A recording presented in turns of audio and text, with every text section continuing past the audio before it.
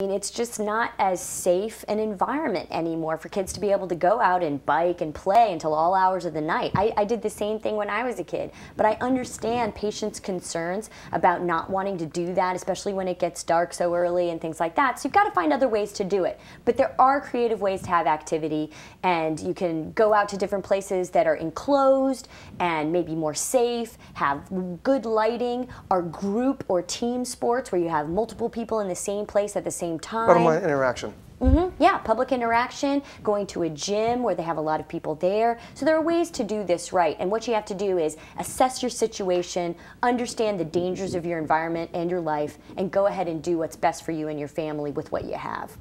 And if you insist on playing video games, how about the Wii game system, the Wii Sports, where you're swinging your tennis racket? Or are you a Wii player, Susan? I'm a Wii player. So am I. I play Wii. Okay, then I challenge you to a little Wii bowling ball. Okay. And also a little Wii tennis. A little Wii tennis. Yep, yep. Wii tennis. It's all on the This should be a remote I work it up, especially with the boxing. I really get a No, actually, I do it with the tennis. All I do. right, I really do. Basically, what you're saying pretty much is make a plan. Yes. I mean, we had women from the All About You Wellness boot camp, and they talked about. I love them. We love them, but they also talked about when you create your food and your meals for the week, actually make a plan to cut up your vegetables. I'm now obsessed again with getting my carrots, cutting up my carrots, cutting up my celery. I have a bag of unsalted walnuts in my fridge. Yeah. And I actually make a plan to actually do that. Very good. Very good. I pay attention. You're on your way. I am. Very good.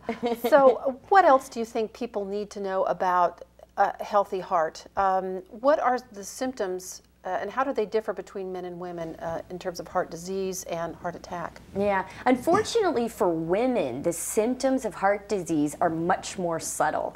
And so for a woman, you have to really understand your body a little bit better, and you may not have the signals that some men have. Of course, we all hear about the chest pain that can come up, especially with a heart attack or a myocardial infarction, that feels like a crushing chest pain, like an elephant sitting on your chest. Well, a woman going through a heart attack or a myocardial infarction may not feel that. She might feel something that feels like a little bit of indigestion, a little bit of dyspepsia, and just feel something a little strange in her chest area, but not that same type of crushing chest pressure that generally men will feel more often. So it can be a little more difficult for a woman to actually know that she's having heart problems, but other kinds of symptoms to look for would be not only that kind of chest pain, but shortness of breath, feeling lightheaded, feeling like you have fatigue with the kinds of activities that you used to have, problems with you when you lie down, so you can't breathe as well when you lie down, or when you lie down at night, you actually have to prop yourself up on multiple pillows. Sometimes you can even have problems in the rest of your body because as damage happens to the blood vessels in the heart, those kinds of that kind of damage can still happen in the peripheral areas like your feet and your hands. And so if you start having problems with numbness or tingling or burning sensations in your feet or your hands, that might be showing you that you have something called peripheral artery disease or even diabetes that's out of control and now damaging the blood vessels and the nerves. But now is that also saying it's not an immediate symptom? But are you saying a consistent, okay, there is a heaviness to my chest, and you're saying monitor the consistency of these symptoms? Right, right. Okay. And really with these, with those kinds of symptoms in terms of the chest pain, shortness of breath, the ones that come on suddenly, you need to be seen immediately. You know something's going on. But if it's something that's more of a long-term issue, especially in the face of knowing that you have other diagnoses like high blood pressure, high cholesterol, or diabetes, then those long-term issues might come up and then get worse and worse over time. And that goes back to everything we talked about throughout the entire hour about just paying attention to you and your health. True. Our discussion with Dr. Katrina Miller has ranged from autism and this discredited study linking it with vaccines to heart health, to what family medicine is all about, to the fact Glendale Adventist is a teaching hospital and her role in that program. We're going to be wrapping up with some of the highlights of this past hour in our final segment. Stay tuned. our final segment of our Healthline program tonight, which, by the way, you can see every Tuesday evening from 7 to 8 on Charter. And you can catch us anytime on the web at glendaleadventist.com or on YouTube. We have our own channel, GAMC Healthline.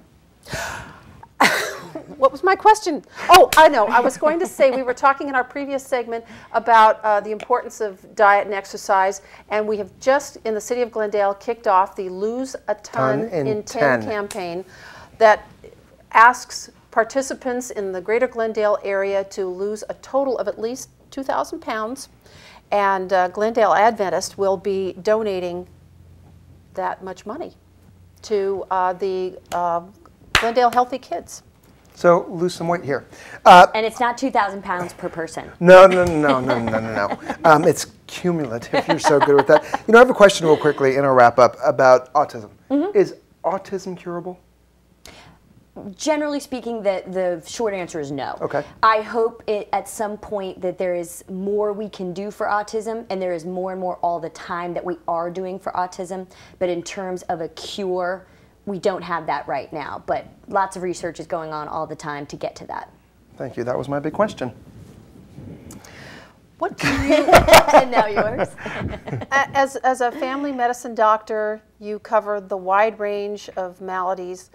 Are you seeing something more and more in terms of complaints coming into your office or among patients in the hospital? Something that is starting to set off alarm bells in your head that you want our viewers to know about or be aware of? Well, it's exactly what we've been talking about tonight. It's obesity and all the problems related to obesity, and depression and psychological issues that come up because of unhealthy living. Both of those two things are really the most concerning things that I see nowadays, that I'm focusing on as hard as I can with every single patient that walks in my door. That's why I'm here. Focusing on how? Well, in terms of educating them as much as I can, getting them activated, educated, trying to get them up and moving, trying to get them, you know, into a better lifestyle, and trying to get them to do it for themselves. Not because I'm telling them to, but because they can feel good about themselves because they're doing it for themselves. Don't you find that a lot of people aren't as excited about their own health as doctors are for them? Sure, but that's why I'm there, and then I get them excited. Okay, no, I I'm all about you being on my team, Doc. Your enthusiasm is contagious. And speaking of contagion, do you encourage... This is how my mind works. Do you still encourage your patients to get the H1N1 vaccine? We now have a surplus of vaccine. That's right. And anybody can get it. Only over 24% of the country has only done it, so we have that much now available. Right. No, it's available to anyone. Anyone can come in and get it. Definitely, we are still trying to target under the age of 24, older than 6 months of age, and pregnant women or women who have just delivered, and parents of kids who have just delivered. So, but at this point, anyone can get one. If you haven't gotten one yet, come on in. We'll give it to you. No problem. Are you concerned about the prevalence of antibacterial soap everywhere? Are we breeding a generation of children growing up who are so unexposed to bacteria that they might be even more susceptible to future infections? Things in the future? It's a topic in itself, and honestly, at this point, we do find that the antibacterial washes and gels and foams that we use instead of washing hands can still be very helpful, and that's why we have it all over the hospital where we work. So they can still be very helpful. I do see an issue with basically more of the viral aspects, and maybe even an increased problem with children and their immunity because of such a sterile environment. So basically, I think that we could really talk about this for a long period of time. I still think what you're talking about can still be helpful, and I also hope that kids can still live life, get dirty, still get sick, because that still will help your immune system. Don't keep kids away from everything, because it's actually going to help to train their immune system to be able to work better. And don't forget to wash your hands, and when you're washing your hands, sing happy birthday, Dr. Miller. We are out of time. Okay. Will you come back? Sure.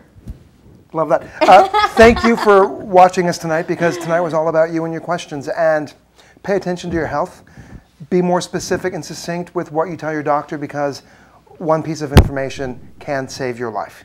So on behalf of myself and Suzanne, thank you for watching us. And don't forget, if you don't have your health, you don't have anything. Be well. Thanks.